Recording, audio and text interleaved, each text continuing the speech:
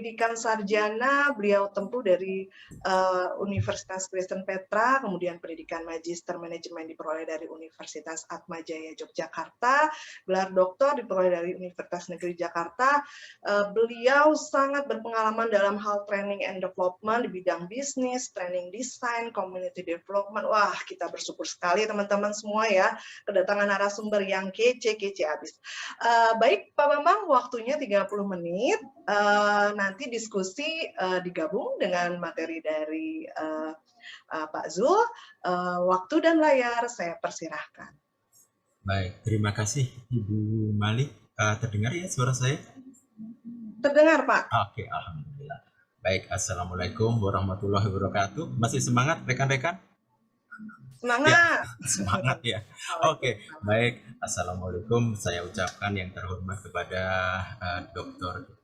Andes Imam Gunawan MAP yang dari perwakilan Kemenpora, juga kepada Bapak Dr. Insinyur Ahmad Lubis, Ibu Nita Noriko dari YPI, serta Wakil Rektor 3, 4, Bapak Ari Sahrial, Ibu Niken, dan juga Bapak Ibu rekan dosen, serta juga para narasumber, Pak Zulkifli, juga Kak Rasid, dan yang paling penting adalah kepada rekan-rekan mahasiswa dan entrepreneur muda. Saya ucapkan salam entrepreneur ya. Baik, kali ini saya rasa dari pagi Anda banyak sekali sudah menjelaskan tentang bagaimana motivasi dari semua narasumber kita untuk membangun entrepreneur di dalam diri kita. Dan pada bahasan kali ini saya akan memberikan sekelumit hal yang menjadi barrier di dalam entrepreneur kita, yaitu mengenai hal yang bersifat attitude gitu ya. Kalau boleh saya izin share screen. Baik, saya mulai pertama. Mungkin sebagai disclaimer saya ungkapkan ini bukan foto saya ya yang pertama, jangan khawatir karena akan berbeda sekali gitu. Nah, kita malah siang ini akan membahas mengenai entrepreneur risk. Bagaimana cara menangani? Lalu kenapa sih harus siang ini kita membicarakan segala sesuatu yang berhubungan dengan risiko? Nah, ini seperti saya membawakan kaca pada kita semua. Kita akan melihat sepertinya bagaimana sih gambaran entrepreneur yang ada di negara kita. Bagaimana sih potret-potret entrepreneur sehingga kita bisa mengangkat, bisa menilai bahwa ternyata risk dalam entrepreneur itu, risiko dalam entrepreneur itu harus kita lalui dan harus kita tuntaskan supaya kita bisa moving forward gitu ya. Baik, saya mulai dulu. Saya rasa ini sudah dibuka oleh Ibu Mali, saya lewati. Nah, saya ingin partisipasi Anda untuk menjawab pertanyaan saya kali ini ya. Pertanyaannya cukup sederhana, rekan-rekan. Mohon dituliskan di kolom chat jawabannya. Apakah menjadi wirausaha atau entrepreneur merupakan pekerjaan impian yang diinginkan generasi muda di Indonesia? Jawab ya atau tidak, dan berikan alasan singkat saja, gak usah panjang lebar, karena ini bukan sesi sidang skripsi gitu ya. Silakan, saya ingin mendengar jawaban dari Anda. Kira-kira seperti apa sih pendapat Anda mengenai hal ini? Oke, jawabannya ya, ya. Yang lain? Ya, tidak ada yang berkata tidak ya. Ya, karena keterbatasan waktu. Apalagi? Oke, hampir beberapa jawaban yang masuk iya. Baik, menarik. Coba kita lihat. Tentunya kita ingin melihat potretnya ya. Nah, ini adalah gambaran satu badan yang memberikan indeks terhadap kewirausahaan di dunia. Ini adalah dikeluarkan dari The Global Entrepreneurship Index. Ini berpusat di Amerika. Dia mensurvei lebih dari 137 negara untuk meranking sebenarnya sampai di mana sih mereka mengupayakan ekosistem dalam kewirausahaan di sebuah negara gitu ya. Dan kita bisa melihat ini adalah 25 negara pertama yang mempunyai ranking tertinggi gitu ya. Di sini yang pertama kali muncul adalah Amerika, Switzerland. Kita browsing ke bawah, Indonesia tidak ada di sini. negara Asia diwakili oleh Taiwan di ranking 18, Korea di ranking 21. Sebenarnya apa sih yang mereka ingin lihat dari gambaran di sini? Mereka ingin lihat bagaimana mereka melihat segi attitude di sini ya, segi attitude, lalu segi ability serta aspirasi yang ada di masing-masing perusahaan itu untuk dapat berkolaborasi sehingga menciptakan satu indeks positif di dalam kewirausahaan. Tapi kembali lagi kita lihat di sini Indonesia nggak ada. Lalu apa yang terjadi dengan Indonesia? Baik, saya akan lebih mengecilkan paparan saya. Nah, ini adalah negara ASEAN. Nah, nama Indonesia muncul. Apakah yang pertama? Ternyata tidak. Di negara ASEAN terlihat bahwa Singapura menduduki ranking 27. Malaysia di bawahnya, ranking 43. Kita terpaut sedikit dari Vietnam di bawahnya. Walaupun nilainya sama ya, tapi terlihat bahwa kita ditempatkan di ranking 75, sementara Vietnam di ranking 73. Kalau dilihat dari 137, sementara kita berada di ranking 75, ya bisa dipastikan kita masih berada di tengah-tengah ke bawah dikit gitu ya. Tentunya ini bukan kabar yang menyenangkan sebenarnya. Karena kita menang dari beberapa negara yang masih dalam kondisi konflik ya, seperti Filipina, Myanmar, Kamboja gitu.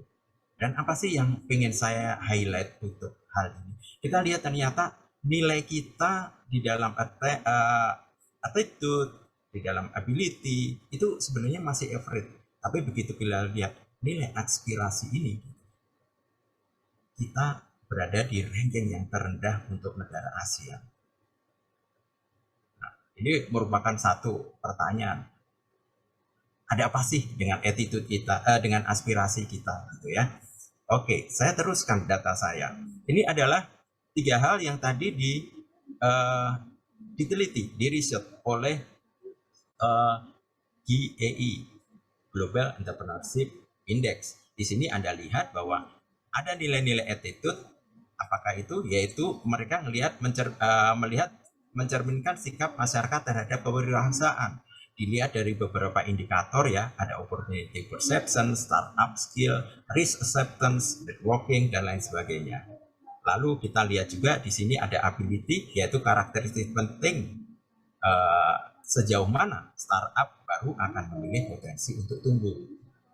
Dan saya lebih meng-highlight untuk yang ketiga, yaitu aspirasi, di mana di sini melihat sifat-sifat khas kualitatif terkait dengan strategi dari aktivitas kewirausahaan, di mana nilai kita sangat-sangat jauh dibandingkan dengan negara-negara ASEAN lainnya.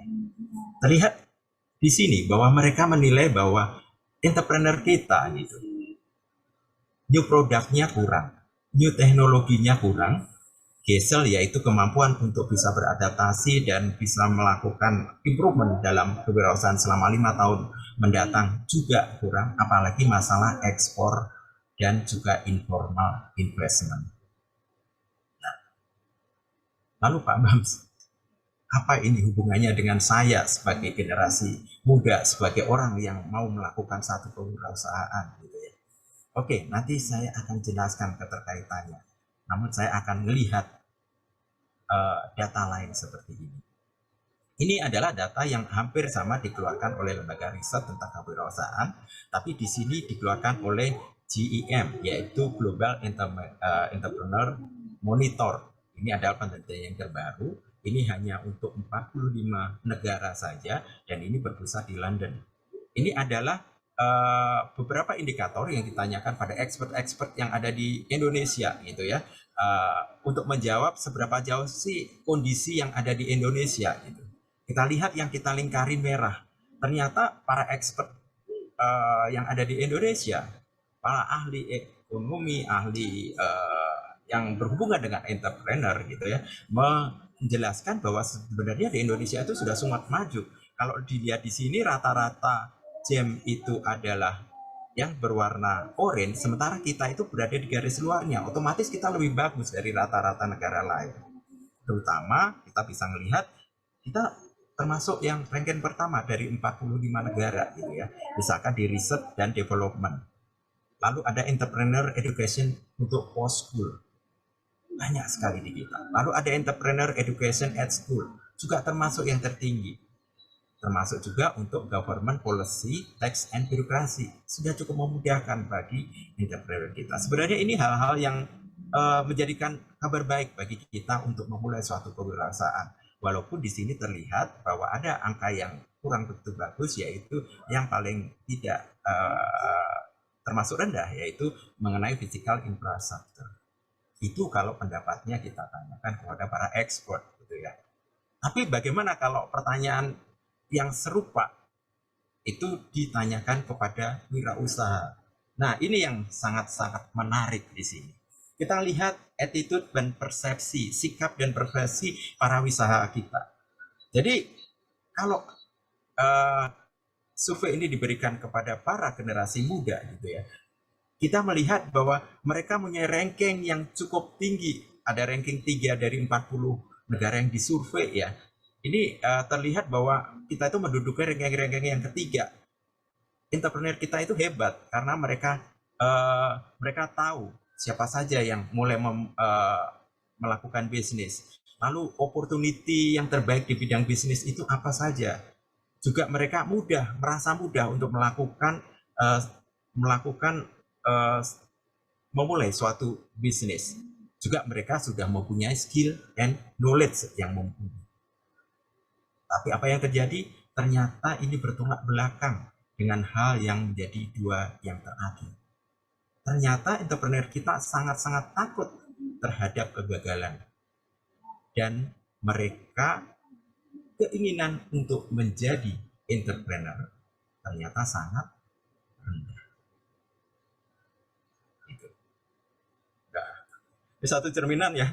Mungkin beberapa rekan kaget dan mikir-mikir juga. Apakah betul gitu ya? Nah, kita lihat lagi bagaimana impact dari entrepreneur yang sudah dihasilkan di Indonesia. Ternyata kita melihat sangat-sangat masih jauh. Yaitu kita masih di kisaran angka 36 sampai 41, masih di bawah. Gitu. Bagaimana dengan motivasi? Lalu mereka yang sudah entrepreneur, bagaimana yang terjadi Pak Bams? Apa yang saya juga entrepreneur dan lain sebagainya, saya termasuk yang mana? Nah, kalau kita lihat di sini dari capture potret yang dirilis oleh GEM ini, kita lihat bahwa mereka kebanyakan melakukan entrepreneur, kebanyakan karena continue family tradition, karena memang ada tradisi di perusahaan. Yang lain yaitu karena ingin membuat perbedaan, lalu membuat kemakmuran, dan ada juga yang untuk kebutuhan hidup. Itu pun masih dalam ranking yang sangat kecil, antara 18 sampai 29. Itu. Padahal kalau kita lihat di sini ya, untuk kondisi COVID sekarang, ini mereka tahu mengenai bisnis dan lain sebagainya. Tapi untuk mereka untuk pursue opportunity di pandemic, walaupun tadi dari pembicara yang lain mengatakan begitu banyak, tapi tidak sebanyak yang kita kira. Kita masih berada di angka 18. Enggak kayak gitu deh Pak Bams, gitu ya. Ini kebetulan saya juga melakukan penelitian sebelumnya di dalam riset saya. Riset saya sebarkan kepada mahasiswa di Universitas Islam Swasta di Jakarta. Dari UAI, dari UHAMK, gitu ya. Nah, saya melihat ternyata penelitian saya itu mengacu pada hasil yang dilakukan riset ini, di mana saya melihat bahwa mahasiswa-mahasiswa yang terutama yang ada di UAI, mereka mempunyai persepsi yang bagus tentang sertifikasi mereka. Mereka percaya bahwa apa yang diberikan di pengajaran modul-modul yang ada di JK2 atau JK3 dan modul entrepreneur lain yang ada di UAI ini, itu mereka cukup confident untuk melakukan wirausaha. Tapi apa yang terjadi? Kembali lagi, ternyata ada satu poin di mana secara attitude mereka itu takut untuk gagal. Dan itulah yang membuat mereka lebih banyak enggan untuk memulai kewirausahaan, atau bisa dibilang entrepreneur intention, minat untuk melakukan kewirausahaan itu sangat rendah. Dan tadi sama dengan Pak Zulkifli katakan, sebenarnya jangan takut. Nah, ternyata disitulah letaknya. Kenapa? Kita kewirausahaan yang datang, yang mengikuti kadang-kadang hanya itu saja. Kadang-kadang hanya ingin tahu, begitu tahu, oh kok prosesnya begini begitu, mereka pergi. Ini sayang sekali. Padahal opportunity yang ada di dalam kewirausahaan itu sangat-sangat besar, gitu ya. Dan oke, saya lanjutkan dengan pertanyaan kedua. Kita tadi ngomong soal resiko. Banyak pengusaha-pengusaha muda yang takut akan resiko. Nah, saya oke lah, itu kita taruh di belakang data-data, angka-angka. Kita mulai bekerja di sini bersama entrepreneur muda yang ada di sini. Kita coba membetulkan mindset kita, gitu ya, mengenai resiko usaha. Saya tanya, cukup jawab ya atau tidak kalau menurut Anda. Apakah resiko usaha ini bisa dikelola? Silakan, saya ingin mendapatkan jawaban dari Anda mengenai hal ini. Bisa. Beberapa orang jawab bisa. Oke, alhamdulillah di sini ada satu hal yang confidence gitu ya di Anda bahwa risiko usaha itu bisa dikelola. Nah, dari sini nanti ke belakang saya akan memberikan cara bagaimana cara mengelola risiko itu, sehingga paling tidak begitu Anda tahu bahwa risiko itu sudah bisa dikelola, maka mindset Anda untuk takut gagal hilang. Begitu Anda tidak ragu, tidak takut gagal, maka kemungkinan Anda untuk bisa melalui lebih berminat lagi menjalankan usaha, lebih bersemangat menjalankan usaha, itu betul-betul Anda dapatkan. Karena kalau mindset ini belum diperbaiki, itu akan menjadi barrier Anda dalam melakukan satu usaha. Keraguan-raguan nanti yang akan Anda miliki. Gitu ya. Oke, saya teruskan. Nah, saya ingin menunjukkan satu top 10 sign you were born to be entrepreneur. Ini dikatakan sebagai sumbernya dari KLC ya, mengatakan bahwa tanda-tandanya gitu loh. Tanda-tandanya bahwa Anda itu sebenarnya terlahir menjadi entrepreneur itu apa sih gitu. Ternyata terlihat di sini bahwa yang pertama kali diungkapkan adalah risk-taking behavior. Balik lagi ke data-data kita tadi, ternyata benar. Ini loh yang menjadi kunci barriernya. Kalau selama ini kita takut, kita ragu-ragu, kita masih hanya sekedar menengok-nengok pengen usaha atau enggak bakalan kita itu akan terjun ke wirausaha dengan sepenuh hati. Kemantapan hatinya itu nggak ada. Oke, kembali lagi. Kita bicara lagi mengenai resiko. Ada yang bilang usaha itu seperti ini.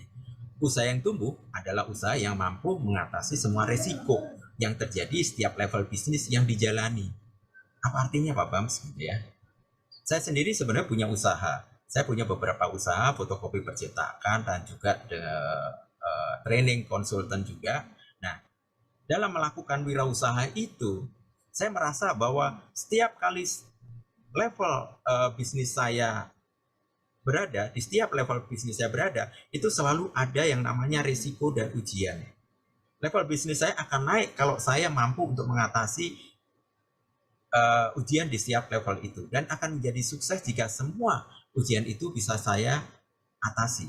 Contohnya, misalkan di awal saya membutuhkan modal.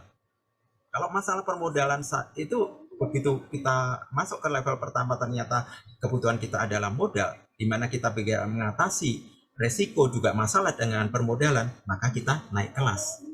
Masalah muncul lagi, misalkan di operasi, muncul lagi di marketing, muncul lagi di operasional, dan segala macam. Kalau semua masalah-masalah itu, resiko-resiko yang ada di situ kita lalui, maka tentunya bisnis itu akan jalan. Coba bayangkan bila Anda berada di suatu usaha di mana satu masalah atau satu resiko saja tidak bisa Anda pecahkan. Anda belum tinggal. Selesai bisnis Anda. Gitu ya. Nah, oke. Risiko itu apa sih Pak Bams? Gitu ya. Kita bilang bahwa risiko itu kita bisa bilang risiko bisnis adalah ketidakpastian yang dihadapi perusahaan dan yang dapat menyebabkan kerugian atau kegagalan bisnis Dan ketidakpastian ini menyulitkan perusahaan untuk mencapai target. Inilah yang disebut dengan risiko. Dan ini yang betul-betul kita takuti sebenarnya. Dan sumber risiko bisnis itu bisa dari internal maupun dari eksternal. Dari internal yaitu di dalam bisnis perusahaan itu sendiri, mungkin dalam mengelola keuangannya, mengelola marketingnya, mengelola operasionalnya, dan sebagainya, ataupun dari luar perusahaan. Misalkan kompetitor, misalkan peraturan perusahaan, misalkan lagi peraturan pemerintah, dan lain sebagainya. Cukup gede ya yang namanya risiko, tentu. Dan tapi jangan khawatir. Coba. Nah, ini ada jenis risiko. Bagaimanapun, walaupun ada risiko internal dan eksternal, kembali lagi, ada kabar baik bahwa sebenarnya risiko itu ada yang bisa dikendalikan dan ada yang tidak bisa dikendalikan. Kebanyakan risiko yang bisa dikembalikan adalah risiko umum yang ditemui di dalam perusahaan. Jadi memang secara memungkinkan perusahaan itu untuk melakukan perbaikan, perubahan, ataupun membuat solusi terhadap risiko yang muncul di dalam perusahaan karena masih dalam kendali perusahaan tersebut, yaitu risiko-risiko yang ada di dalam perusahaan. Sementara kalau kita ngomong risiko yang tidak dikendalikan, yang tidak bisa dikendalikan, tentunya risiko-risiko yang bersifat eksternal. Bencana alam, kegagalan, peraturan pemerintah yang ternyata menyulitkan usaha kita, dan lain sebagainya. Gitu ya. Oke. Kembali di sini. Bagaimana sekarang pertanyaan terakhir. Bagaimana cara mengelola risiko usaha? Nah, ini yang akan saya paparkan secara singkat. Jadi paparan saya kali ini memang langsung to the point, karena saya yakin secara motivasi Anda sudah mendapatkan dari beberapa narasumber yang ada di sini, tapi saya ingin meng-highlight Anda untuk menyingkirkan satu mental block, yaitu kita membangun mindset baru mengenai resiko, bahwa resiko itu bisa dikelola, gitu ya. Oke, cara mengelola resiko. Ada 6 cara di sini yang nanti akan saya paparkan, yaitu pertama, saya bacakan, biasakan melakukan perencanaan usaha dengan membuat bisnis plan yang memenuhi kelayakan bisnis. Saya baca kembali, membuat bisnis plan yang memenuhi kelayakan bisnis, karena bisnis tidak sama dengan judi. Bagaimana penjelasannya, Pak? Gini, pada waktu kita, saya tadi browsing ya di kolom-kolom chat, juga pertanyaan Anda, kebanyakan Anda bingung untuk memulai usaha pertama. Nah, sebenarnya usaha pertama itu simple, gunakan apa yang Anda punya. Kalau bahasa entrepreneurnya yaitu bird on hand. Artinya kita gunakan dulu resource yang ada di tangan kita, burung yang ada di tangan kita. Entah itu kita punya modal seberapa, kita punya keahlian apa, kita punya networking apa, itulah yang kita gunakan dulu. Dan biasakan melakukan perencanaan usaha. Ini tadi kembali dengan melakukan business plan. Artinya apa? Semua usaha yang Anda lakukan harus Anda lakukan perencanaan bisnis. Bagaimana Pak caranya? Baik aspek marketing, baik aspek finansial, baik aspek operasional, dan beberapa aspek lainnya yang menjadi pikiran Anda harus Anda tuangkan ke dalam perencanaan secara tertulis, utamanya aspek finansial. Kenapa demikian? Karena kembali lagi, bisnis adalah suatu investasi, gitu ya. Sebenarnya kita menjalankan investasi, gitu, yang tentunya ada kriteria, di mana kriterianya itu paling tidak kita mendapatkan keuntungan yang lebih dari inflasi yang ada di Indonesia, gitu kan, kurang lebih 10% gitu misalkan. Nah, kita pengen dari bisnis ini punya keuntungan berapa? 15, 20, 30, 40, atau berapa persen? Anda yang tentukan. Tapi Anda harus punya hitung-hitungan yang jelas terhadap bisnis Anda. Sehingga apa yang terjadi? Bisnis Anda tidak berupa judi. Maksudnya Pak, gini, Kalau Anda main judi, Anda nggak pernah tahu. Dengan membawa uang 100 juta, Anda nggak tahu, saya kalau menang judi akan dapat uang berapa. Saya pun kalau kalah judi akan kehilangan berapa uang. Anda nggak pernah tahu. Pak, kalau kalah kan kelihatan. Kalau punya 100 juta, judi kalah 100 juta. Belum tentu juga. Siapa tahu Anda berniat untuk utang untuk lebih. Ya kan? Nah, di sini menariknya. Kalau usaha itu bukan judi. Kalau usaha, begitu Anda menghitung kelayakannya, Anda tahu, oke, dengan uang 100 juta, dalam 1 tahun kalau saya untung, keuntungan maksimal saya berapa? Oh, ternyata saya akan dapat 140 juta. 40%. Itu hitungan Anda. Oke, kalau Anda untung 140 juta, kira-kira Anda kalau rugi berapa? Rugi pun harus dihitung. Begitu Anda hitung, oh rugi saya 30 juta. Itu dia yang namanya bisnis. Anda bisa memperkirakan bagaimana Anda untung, Anda rugi, sehingga di sini Anda bisa melihat bahwa sebenarnya yang namanya resiko yang Anda hadapi di dalam kewirausahaan ini bisa diperhitungkan. Jadi jangan takut untuk gagal. Karena Anda tahu seberapa besar Anda untung dan Anda tahu seberapa besar Anda rugi. Oke, itu yang pertama. Kita ke yang kedua. Oke. Mencermati titik kritis beberapa aspek bisnis dengan manajemen resiko. Sedikit banyak Anda harus belajar bahwa setiap bisnis itu resikonya berbeda-beda. Sedikit cerita, saya punya bisnis fotokopi percetakan, di mana bisnis itu sangat berjaya pada tahun 90-2000-an, di mana orang semua fotokopi dan lain sebagainya. Apapun di fotokopi, bahkan lembar di mana publishing tidak boleh memfotokopi, itu malah ikut terfotokopi juga kadang-kadang. Konyol ya, tapi itulah bisnis pada waktu itu. Dan di situ saya belajar bahwa bisnis fotokopi akan berbeda dengan bisnis dagang, akan berbeda dengan bisnis makanan, akan berbeda dengan jualan pakaian. Saya harus tahu sebenarnya nature dari bisnis fotokopi itu apa. Ternyata bisnis fotokopi itu satu, bahwa orang tidak bisa menunggu. Pelayanannya harus cepat. Seberapa banyak mereka fotokopi, mereka enggan untuk menunggu. Yang kedua, mereka mesin fotokopi itu rentan rusak. Masuk klip, papernya nyangkut dan lain sebagainya, cepat rusak. Jadi apa yang saya harus lakukan untuk memitigasi mempelajari manajemen risiko ini? Saya melakukan beberapa backup planning. Saya tidak hanya punya satu mesin fotokopi, paling minimal 2. Saya tidak akan bila fotokopi rusak, saya tidak akan memanggil teknisi. Saya akan mencari karyawan yang bisa jadi teknisi. Kenapa? Karena biayanya akan jauh lebih murah. Saya bisa antisipasi semua itu. Saya pun mempunyai karyawan yang bisa saling backup. Supaya apa? Orang-orang tidak ngantri dan mereka cepat mendapatkan pelayanan. Dan pada waktu itu cukup lumayan sukses karena saya bisa mengambil outlet itu di gedung-gedung perkantoran seperti gedung Metropolitan, BRI Tower, terus ada di salah satu lagi dulu ada di gedung BII seperti itu ya.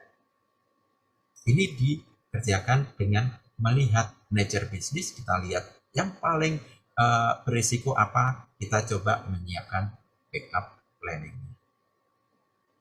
Yang ketiga, yaitu mengetahui setiap konsekuensi dari setiap risiko yang diambil dan menyiapkan mitigasinya. Oke, Anda tahu tadi bahwa saya akan untung 40 juta, tapi kalau rugi 30 juta. Nah, Anda harus punya konsekuensi di sini. Oke, saya ambil ini. Gitu. Karena dengan mengetahui setiap konsekuensi dari apa yang Anda lakukan, Anda tidak akan menyalahkan siapapun nanti jika berhasil ataupun gagal. Itu yang paling penting. Dan setiap resiko harus ada mitigasinya. Apakah resiko itu nanti, oke, saya akan menerima resiko ini karena kebetulan resikonya tidak begitu besar bagi kita, itu. Atau saya harus mengurangi resikonya dengan melakukan saya akan belajar lagi deh tentang bisnis sehingga saya bisa memitigasi resikonya atau mas transfer. Oh ternyata ini banyak modal ya. Kalau banyak modal, kalau saya rugi, saya nggak akan bisa nutup nanti. Oke, saya coba untuk kolaborasi dengan lain.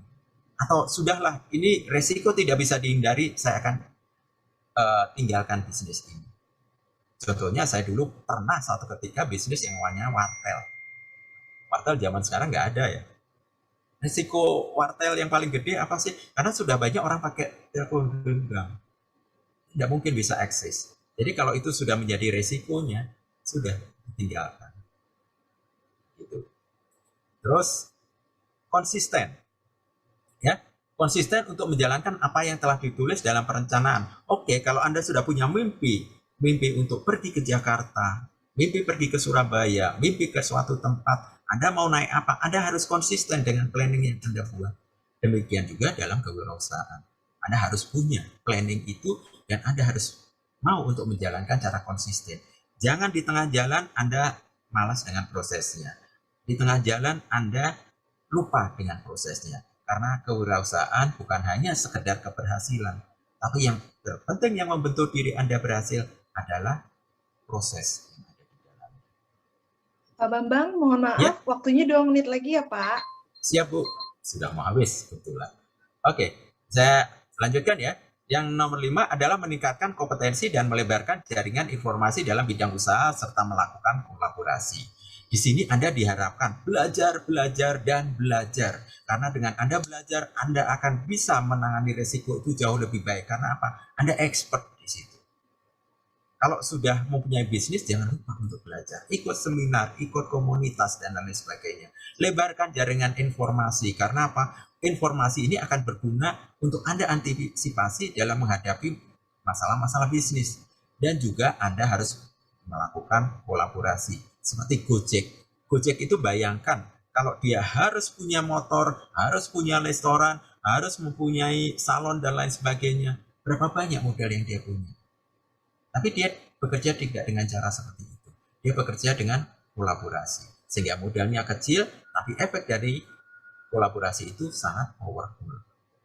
Dan yang terakhir, ini yang menjadi kuncinya. Membangun positif entrepreneur attitude mengenai bisnis dan dunia usaha. Kembali lagi, tadi ada yang 10 karakter yang ada di depan. Yang nomor satunya adalah mengenai resiko tadi. Itu harus Anda bangun. Karena dengan Anda membangun sikap yang positif, apapun bisa Anda lalui dengan cara mudah. Kalau Anda ragu-ragu, jangan berharap bisa masuk entrepreneur dengan sukses. Dan ini adalah closing saya. Saya yakin tadi Pak Abud tadi sudah memberikan satu gambaran di mana kalau kita tidak punya attitude, sementara kita punya knowledge dan skill, ternyata kerja kita hanya bermimpi. Dalam kewirausahaan yang dibutuhkan adalah knowledge, skill, serta attitude. Di mana knowledge akan datang kalau Anda belajar. Skill akan datang kalau Anda punya waktu yang panjang untuk mempunyai pengalaman. Namun mengenai attitude tidak akan pernah datang. Tapi mulai dari sekarang Anda harus membangun diri Anda sendiri untuk punya mindset positif, attitude mengenai kewirausahaan. Saya harap ini bisa menginspirasi Anda. Terima kasih. Saya tutup. Wassalamualaikum warahmatullahi wabarakatuh. Kembali ke Bu Mali, silakan. Waalaikumsalam warahmatullahi wabarakatuh. Terima kasih banyak Bapak Dr. Bambang atas materi yang sangat luar biasa. Jadi yang paling penting yang saya tekankan adalah kunci menjadi entrepreneur sukses itu yang pertama adalah kita harus punya mental risk taking behavior ya Pak, attitude-nya ya Pak ya, behavior-nya ya. Kemudian kita harus punya business plan, mencermati titik kritis dari bisnis yang kita jalankan, kita harus punya backup plan, konsisten, dan harus punya positive attitude ya. Jadi kita udah punya knowledge, punya skill, dan harus ditambah dengan attitude yang positif. Mudah-mudahan benar. Baik, terima kasih Pak Bambang. Untuk selanjutnya kita akan melanjutkan diskusi kurang lebih 10 menit. Ini ada pertanyaan untuk Pak Zul.